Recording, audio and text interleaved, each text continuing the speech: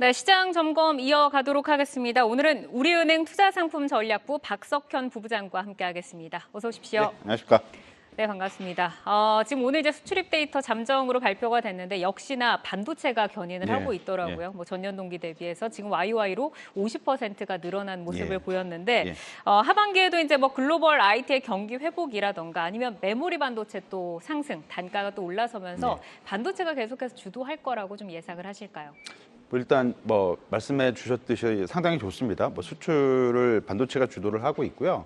전체 반도체 수출이 이제 한 50% 이상 늘어나고 있는데 메모리 반도체만 보면 5월 달에 지금 101%까지 높아졌기 때문에 상당히 많이 올랐습니다. 물론 기저효과가 상당 부분 작용하고 있는 거긴 하지만 가격이 오르면서 수출 금액 자체가 이제 늘어나고 있는 것은 분명해 보이고요.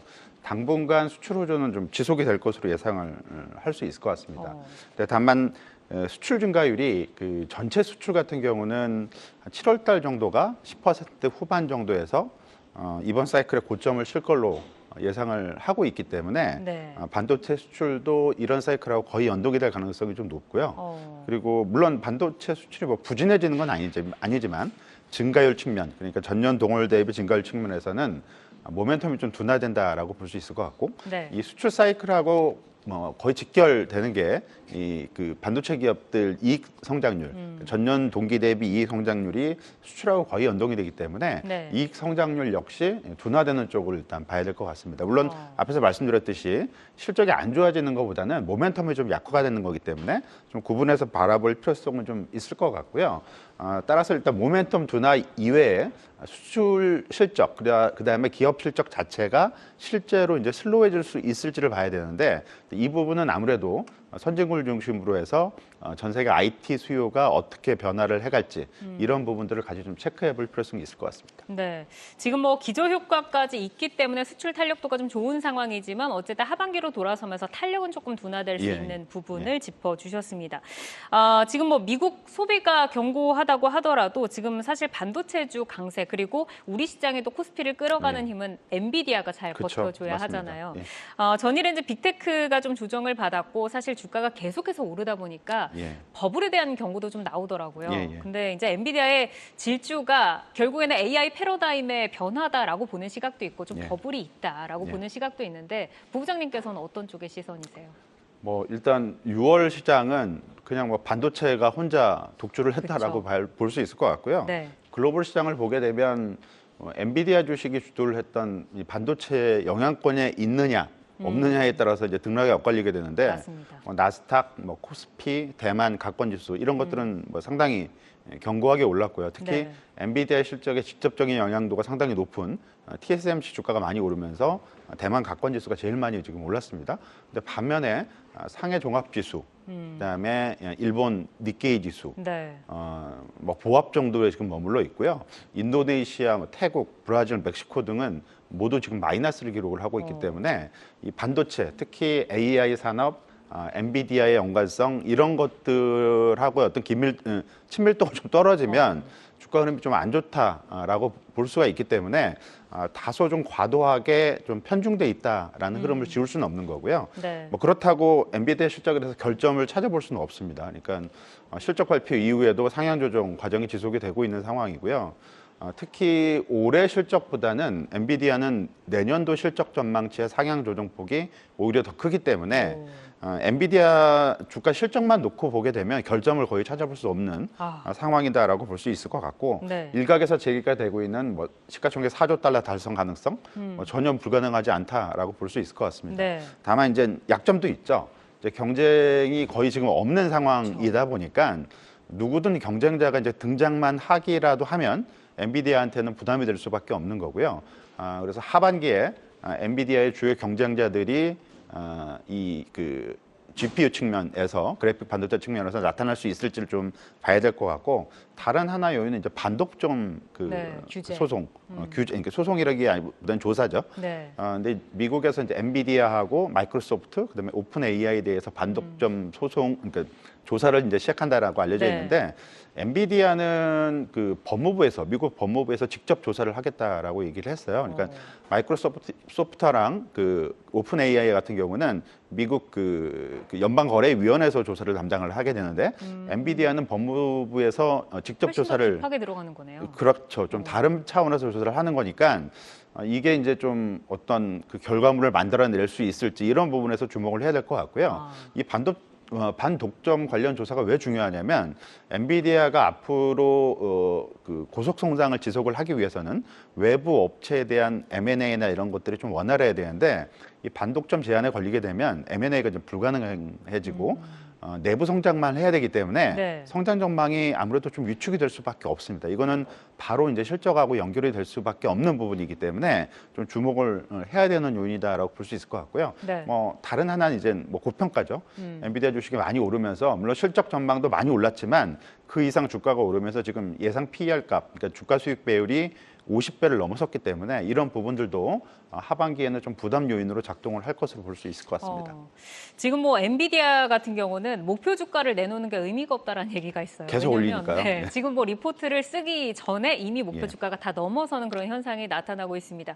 지금 기업적으로는 어쨌든 다 좋은데 지금 이제 전반적으로 뭐 고평가나 뭐 정부의 이런 반독점에 예, 대한 맞습니다. 어떤 예. 뭐 조사 이런 것들이 좀 부담이 될 수 있다라고 말씀을 주셨고 일단 우리나라에서 반도체를 또 끌어갈 수 있는 모멘텀이라고 하면 다음 주에 마이크론의 또 실적을 좀 예. 보고 있잖아요. 전반적으로 시장에서는 그래도 낙관론에 지금 점수를 주고 있는 것 같던데 이 부분 어떻게 좀 영향을 미칠까요? 뭐 일단 긍정적입니다. 일단 마이크론이 26일 미국 시간으로 장 마감 후에, 그러니까 우리나라 시간으로는 27일 이제 아침에 네. 실적 결과가 이제 발표가 될 예정인데 마이크론 직전 실적 발표는 3월 달에 했었는데요. 이때 분기 적자가 예상이 됐었는데 빅 서프라이즈를 기록을 했죠. 그러니까 흑자 전환을 깜짝 흑자 전환을 기록을 했고요. 이번에도 역시 좀 비슷한 움직임이 나오지 않을까라고 예상을 해볼 수가 있을 것 같습니다. 예상치보다는 좋은 실적을 기록을 할 수 있지 않을까라고 예상이 되고 있고요. 왜냐하면 최근에 마이크론 테크놀로지의 그 이익 전망치 올해 전체적으로는 주당 한 93센트 정도를 기록할 걸로 예상이 되고 있는데 이게 한 두어 달 전까지만 하더라도 적자를 예상을 했던 거기 때문에 최근에 빨리 이제 올라오고 있다라고 볼 수 있을 것 같고요. 네. 최근 4주간만 보게 되면 한 거의 60% 가까이 상향 조정이 되고 있어서 실적 기대치에 대한 전망치가 상당히 긍정적이고요. 그리고 아까 말씀드렸듯이 올해 실적 전망치는 주당 한 93센트인데 내년도 실적, 내년도 EPS는 거의 9달러 정도까지 예상이 되고 있기 10배가 때문에 올라버리네요. 맞습니다. 이익 전망치가 상당히 많이 올라가고 있고 그리고 이익 성장 속도도 상당히 이제 가팔라질 걸로 예상이 되고 있어서 이번 실적 전망, 그러니까 실적 발표에 대한 기대감은 어느 때보다 높다라고 볼 수 있을 것 같고요. 이런 부분들이 국내 반도체 주식에 대해서도 긍정적인 영향을 미칠 걸로 기대를 할 수 있는데 다소 좀 다른 부분은 있습니다. 그러니까 마이크론 테크놀로지보다 더 좋은 이익 전망치 조정이 이루어지고 있는 회사가 SK 하이닉스가 마이크론보다 조금 더 좋은 이익 전망치 조정을 기록을 하고 있어서 만일 마이크론이 좋은 실적을 발표하고 향후 실적에 대해서 긍정적인 시각을 밝히게 되면 하이닉스에 대해서도 동일한 시각이 적용이 될 수가 있습니다. 물론 하이닉스 주가가 많이 올라서 지금 PBR 밸류에이션 측면에서는 분명히 부담스러운 수준까지 올라와 있긴 하지만 이익 전망치가 추가적으로 올라가는 것만큼 주가가 더 올라갈 수가 있기 때문에 이런 부분들은 주목을 해봐야 될 것 같고요. 근데 좀 뭐 투자자들이 많이 기대하고 있는 삼성전자는 좀 다릅니다. 그러니까 삼성전자 같은 경우는 올해 영업이익 전망치가 지금 그 연초 이후에 한 14% 정도 상향 조정이 돼서 조정폭이 좀 크지 않고 이거에 따라서 주가 움직임도 좋지 않은데 내년도 전망치가 좀 중요한데요. 삼성전자는 내년도 이익 전망치가 올해 들어서 12%밖에 안 올랐습니다. 다른 데는 뭐 50% 이상, 하이닉스는 거의 100%가 올랐는데 삼성전자는 내년도 이익 전망치의 어떤 상향 조정폭이 크지 않고요. 이 얘기는 지금 삼성전자가 어떤 고객사한테 납품을 한다 만다 이런 얘기를 이제 가부를 떠나서 아직 이런 것들이 현실화가 되고 있지 않기 때문에 이익 전망으로 나타나는 숫자들이 그렇게 좋지 않다라고 보여지고요. 삼성전자 주가가 이제 8만 원을 다시 이제 올라가고 9만 원, 10만 원 이렇게 계속 가기 위해서는 네. 무엇보다도 이 숫자들이 조금 더 좋게 바뀌어야만 가능할 수 있지 않을까라고 볼 수 있을 것 같습니다. 그렇죠. 이제는 이 예상이 아니라 가시화 측면으로 좀 들어와 줘야 하는 그런 수주 기대감이 네. 좀 있을 것 같습니다. 오늘 뭐 부부장님께서 말씀하신 그 기대감을 지금 반영을 한 것 같아요. SK하이닉스는 1.4% 정도로 낙폭을 축소를 했고 삼성전자는 8만 원을 지금 유지를 하면서 지금 거래를 마친 부분도 좀 짚어드리겠습니다.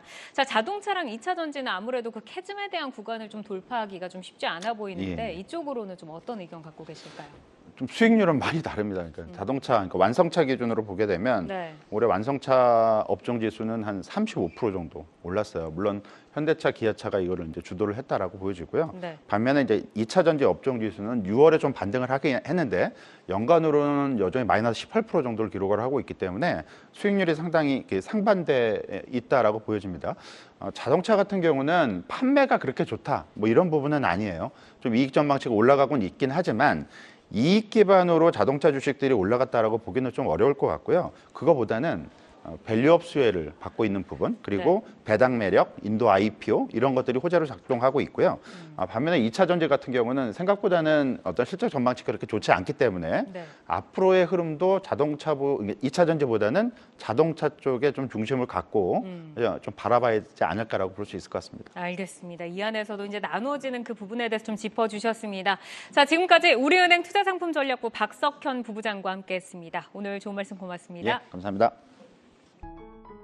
계속해서 다양한 경제 이슈를 알고 싶다면 구독과 좋아요, 알림 설정 부탁드립니다. AI 캐스터 권미정이었습니다.